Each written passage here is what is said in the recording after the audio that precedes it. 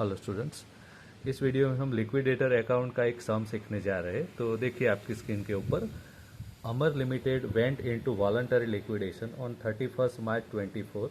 Balance sheet on that days was as under. देखो सम में एक बैलेंस शीट दिया है। बैलेंस शीट में सबसे पहले शेयर होल्डर्स फंड्स में दो टाइप के इक्विटी शेयर्स है। A equity share of ₹10 each, ₹7.50 paid up, and B equity share of ₹10 each, ₹5 paid up. यानी दोनों इक्विटी शेयर जो है वो फुल्ली पेड नहीं है। ठीक है।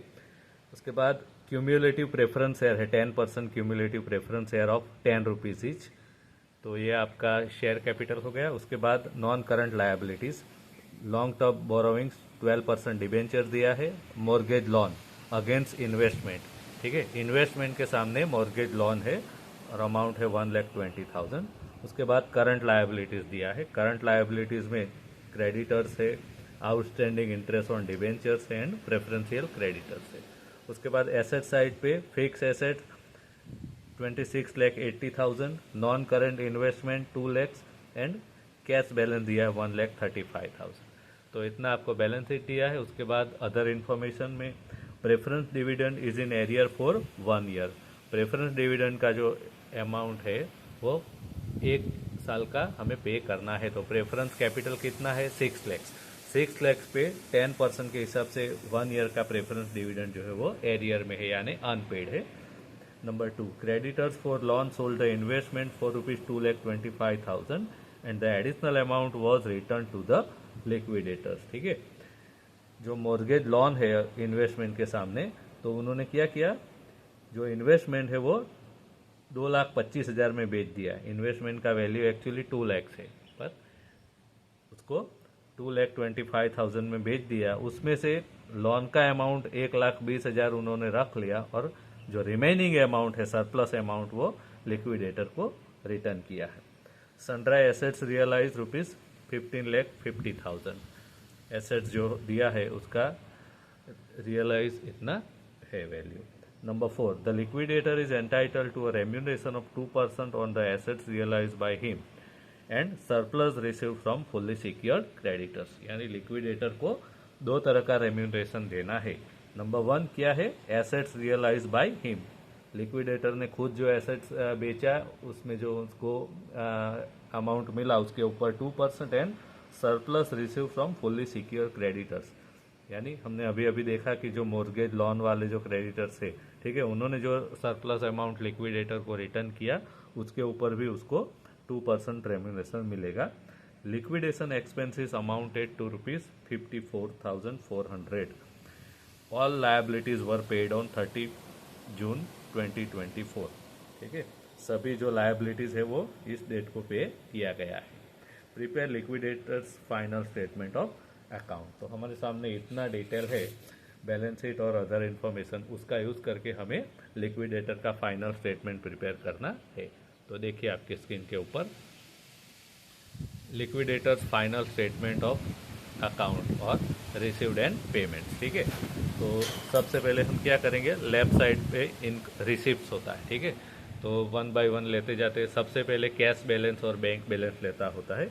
तो कैश बैलेंस आपको दिया है 1,35,000, तो यहाँ पे हम कैश बैलेंस लिखेंगे 1,35,000।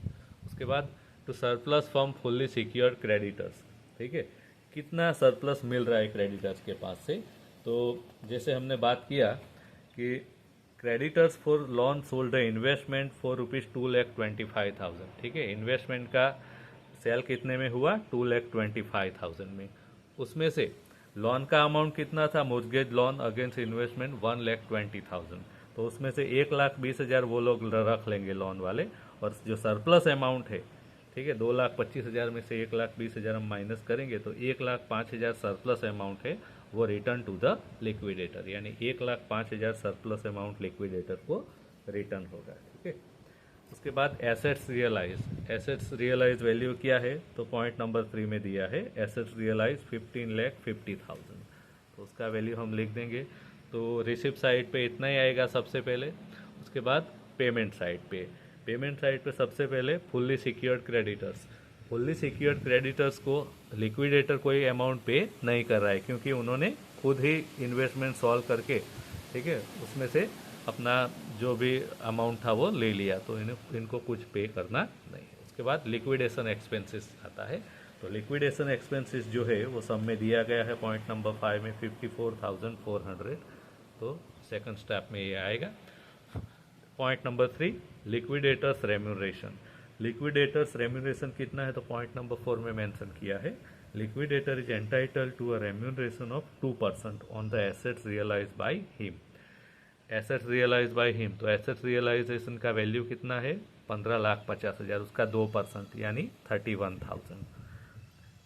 And surplus receive from fully secure creditors. Fully secure creditors जो सरप्लस मिला है 1,05,000, उसके ऊपर भी लिक्विडेटर को रेम्यूनरेशन देना है।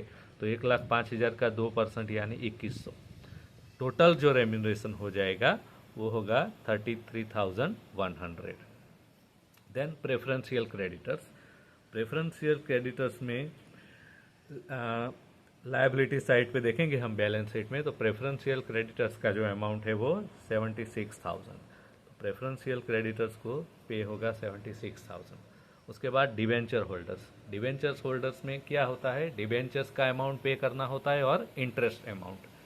ठीक है, तो सबसे पहले डिवेंचर होल्डर्स को हम डिवेंचर का अमाउंट पे करेंगे। तो डिवेंचर का देखो लेफ्ट आपके लायबिलिटी साइड पे दिया है 2,50,000 डिवेंचर्स का अमाउंट। तो डिवेंचर्स को 2,15,000। उसके बाद outstanding interest on debentures current liabilities में है 10,000। तो 10,000 आउटस्टैंडिंग इंटरेस्ट भी पे होगा। And additional interest. Additional interest का कैलकुलेशन कब करना होता है, जब आपको डेट दिया हो कि कब दिया है, तो पॉइंट नंबर 5 में दिया है all liabilities were paid on 30 June 2024, यानी 2024 का जून में 30 तारीख को सभी लायबिलिटीज पे किया है। तो यानी डिवेंचर होल्डर्स को भी 30 जून को ही पे किया है।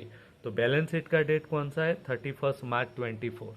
तो देखो एडिशनल इंटरेस्ट का कैलकुलेशन कैसे होगा। बैलेंस शीट का डेट है 31 March 2024 and date of payment to debenture holders. Debenture holders को पेमेंट कब किया, 30 जून।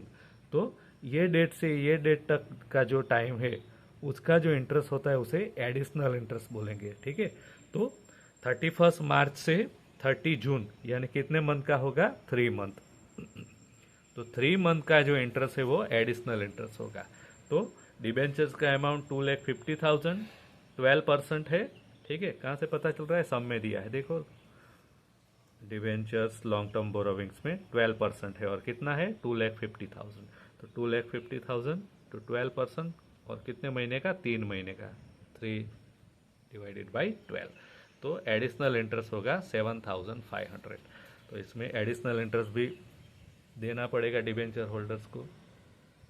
तो कुल मिला के डिबेंचर का 2,60,000 67,500। ठीक है, तीनों अमाउंट का टोटल डिबेंचर होल्डर्स को पे होगा। उसके बाद बारी आती है अनसिक्योर्ड क्रेडिटर्स। तो बैलेंस शीट में इक्विटी एंड लायबिलिटीज साइड पे देखेंगे तो बाकी कोई बचा है,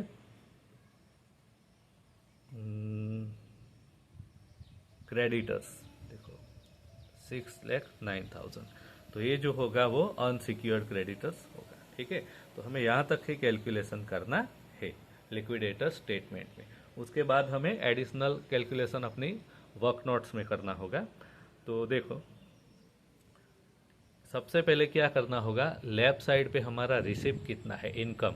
तो देखो सबसे पहले बैंक बैलेंस 1,35,000, सरप्लस मिला है फुल्ली सिक्योर्ड क्रेडिटर्स के पास से 1,05,000 और एसेट्स रियलाइज का वैल्यू जो होता है वो 15,50,000। इन तीनों का जो टोटल आएगा वो होगा 17,90,000। ये टोटल रिसिप्ट होगा ये तीनों का। ठीक है, इसमें से अब आपने कितना पे किया, fully secured creditors, liquidation expenses, liquidators remuneration, preferential creditors and debenture holders and unsecured creditors. ठीक है, यहाँ तक unsecured creditors up to unsecured creditors आपने टोटल पेमेंट्स किया है। Total payments up to unsecured creditors कितना, 10,40,000। तो आपका रिसिप्ट जो था वो 17,90,000, उसमें से पेमेंट्स लेस करेंगे 10,40,000। तो रिमेनिंग अमाउंट या सरप्लस अमाउंट जो रहेगा वो 7,50,000 बचेगा। उसमें से अब आपको किसको पे करना है, प्रेफरेंस शेयर होल्डर को। तो सब में देखो प्रेफरेंस शेयर होल्डर जो है उनका अमाउंट कितना है, प्रेफरेंस शेयर होल्डर को 6 लाख पे करना है, ठीक है। तो प्रेफरेंस शेयर होल्डर्स को हम पे करेंगे 6 लाख, ठीक है। उसके बाद एडिशनल इन्फॉर्मेशन में देखना होता है कि प्रेफरेंस शेयर होल्डर को कोई डिविडेंड ड्यू है या तो एरियर है। तो पॉइंट नंबर 1 में दिया है preference dividend is in arrear for 1 year, यानी 6 लाख का जो प्रेफरेंस कैपिटल है उसके ऊपर 10% के हिसाब से 1 साल का डिविडेंड भी देना होगा। तो 6 लाख का 10% कितना होगा, 60,000। तो 6 लाख शेयर कैपिटल, 60,000 डिविडेंड, यानी प्रेफरेंस शेयर होल्डर को टोटल पे करेंगे 6,60,000, ठीक है। तो अब हमारे कैलकुलेशन पे वापस आ जाते हैं। प्रेफरेंस शेयर होल्डर को पे होगा 6,60,000। 7,50,000 आपके पास सरप्लस अमाउंट था, उसमें से 6,60,000 प्रेफरेंस शेयर होल्डर्स को पे कर दिया। अब कितना बचा, 90,000। किन के लिए बचा, surplus amount for equity share holders. Equity share holders को देने के लिए आपके पास सिर्फ 90,000 रुपया बचा है। अब इक्विटी शेयर होल्डर्स को टोटल देना कितना है, तो देखो आपके बैलेंस शीट में 2 types of equity share, A equity share and B equity share. Total paid up amount कितना है, 9 लाख एंड 4,50,000। तो इन दोनों का टोटल मिला के देखें तो 13,50,000, 13,50,000 हमें इक्विटी शेयर होल्डर्स को पे करना है। देखो यहाँ पे कैलकुलेशन में 13,50,000 paid to equity share holders capital to be return, ये अमाउंट हमें रिटर्न करना है। पर उनके लिए अमाउंट कितना बचा है, रिमेनिंग अमाउंट ओनली 90,000। तो 13,50,000 हमें पे करना है, पर हमारे पास बचा 90,000 ही है। तो बाकी का जो अमाउंट है ये इसे क्या बोलेंगे, कैपिटल डेफिशिएंसी, 12,60,000। इतना हमें डेफिसिट हो रहा है, ठीक है, इतना अमाउंट कम पड़ रहा है शॉर्ट में। अब ये टोटल कैपिटल डेफिशिएंसी है, हमें पर इक्विटी शेयर कैपिटल डेफिशिएंसी कितना आ रहा है वो कैलकुलेट करना होगा। तो कैपिटल डेफिशिएंसी पर इक्विटी शेयर, तो क्या करेंगे, total capital deficiency divided by number of equity share. तो टोटल कैपिटल डेफिशिएंसी कितना है आपका, 12,60,000, उसे नंबर ऑफ इक्विटी शेयर से डिवाइड करेंगे। तो बैलेंस शीट में देखो अमाउंट नहीं देखना है, number of equity share. A equity share कितना है, 1,20,000, बी 90,000, दोनों का टोटल होगा 2,10,000। तो उसको यहाँ पे डिवाइड करेंगे तो पर शेयर, पर इक्विटी शेयर 6 रुपये का कैपिटल डेफिशिएंसी आ रहा है, ठीक है। अब अमाउंट टू बी रिटर्न और call to equity share holders, ठीक है। इक्विटी शेयर होल्डर्स को अब कितना अमाउंट रिटर्न करना है या उनसे कितना कॉल करवाना है उसका कैलकुलेशन। तो क्या करना है, पेड अप अमाउंट है पर शेयर, उसमें से पर शेयर कैपिटल डेफिशिएंसी माइनस करेंगे, ठीक है। तो ए इक्विटी शेयर पे पेड अप कितना है, देखो 10 रुपीज़ का है, पर पेड अप 7.50। तो 7.50 माइनस कैपिटल डेफिशिएंसी कितना आया, 6 रुपये। तो 1.50, ये अमाउंट अगर प्लस में आता है तो रिटर्न में करना है, माइनस में आता है तो उनसे कॉल करना है। तो ये प्लस में आया यानी रिटर्न करना है। ए इक्विटी शेयर होल्डर्स को एक शेयर पे 1.50 रुपीज़ रिटर्न करना है। B equity share paid up कितना है, देखो बैलेंस शीट में पेड अप 5 रुपीज़, तो 5 रुपीज़, ठीक है। उसमें से कैपिटल डेफिशिएंसी लेस करेंगे 6, तो माइनस में आंसर आया, माइनस में आ रहा है यानी उनको रिटर्न नहीं करना है, उनसे कॉल करना है। कितना, 1 रुपया, ठीक है। तो अब लास्ट स्टेप लिक्विडेटर स्टेटमेंट में जाते हैं, ठीक है। सबसे पहले हमारा कैलकुलेशन के हिसाब से ए इक्विटी शेयर पर 1.50 रुपीज़ रिटर्न करना है।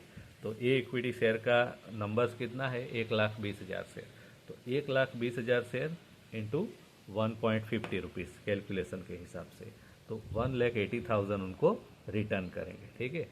बी, अब बी को कुछ रिटर्न नहीं करना है क्योंकि आंसर माइनस में आ रहा है, यानी उनसे मंगवाना है, कॉल करना है 1 रुपया, ठीक है। तो बी इक्विटी शेयर का नंबर कितना है, 90,000। तो 90,000 इक्विटी शेयर के ऊपर रिटर्न कॉल करना है, यानी लेफ्ट साइड में आएगा रिसिप्ट साइड पे, क्योंकि लिक्विडेटर को मिलेगा ये। तो 90,000 शेयर इंटू 1 रुपीज़ यानी 90,000, ठीक है। और उसके बाद लास्ट में टोटल होगा, तो दोनों साइड का टोटल जो है वो 18,80,000 मैच हो रहा है। तो यहाँ पे हमारा सम कंप्लीट हुआ।